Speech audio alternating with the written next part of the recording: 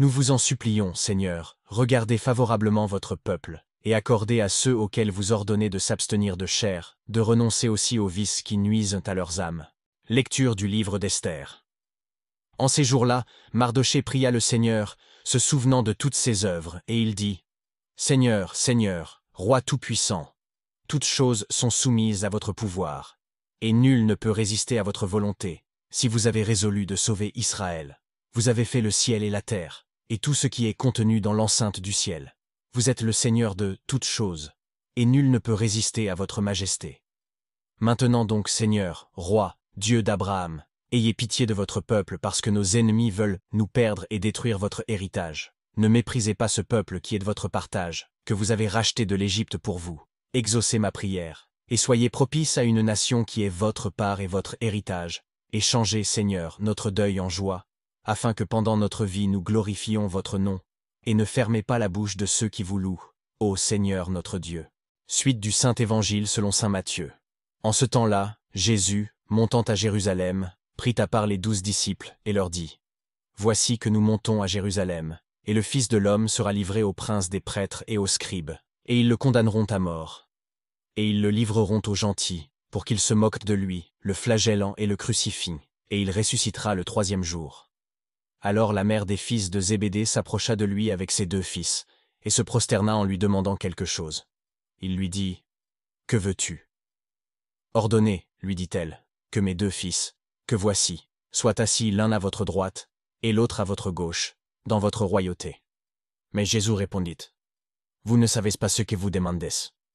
Pouvez-vous boire le calice que je dois boire ? Ils lui dirent : Nous le pouvons. Il leur dit : Oui, vous boirez mon calice.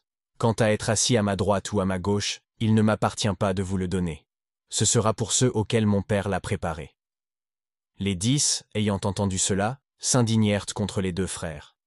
Mais Jésus les appela à lui, et leur dit : Vous savez que les princes des nations les dominent, et que les grands exercent la puissance sur elles. Il n'en sera pas ainsi parmi vous. Mais gai celui qui voudra devenir le plus grand parmi vous soit votre serviteur, et que celui qui voudra être le premier parmi vous soit votre esclave. De même que le Fils de l'homme n'est pas venu pour être servi, mais pour servir, et pour donner sa vie comme la rançon d'un grand nombre. Suite du Saint-Évangile selon saint Matthieu.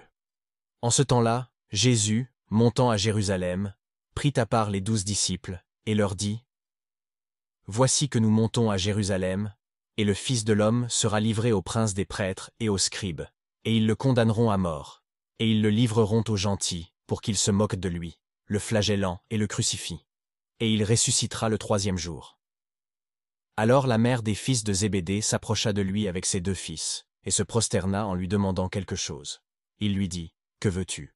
Ordonnez, lui dit-elle, que mes 2 fils, que voici, soient assis l'un à votre droite, et l'autre à votre gauche, dans votre royauté. Mais Jésus répondit : Vous ne savez pas ce que vous demandez.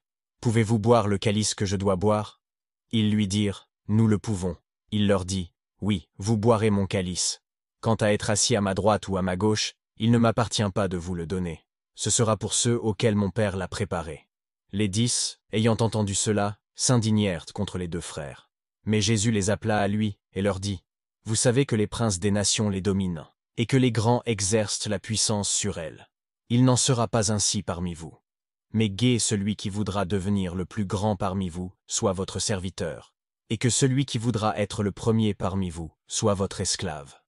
De même que le Fils de l'homme n'est pas venu pour être servi, mais pour servir, et pour donner sa vie comme la rançon d'un grand nombre.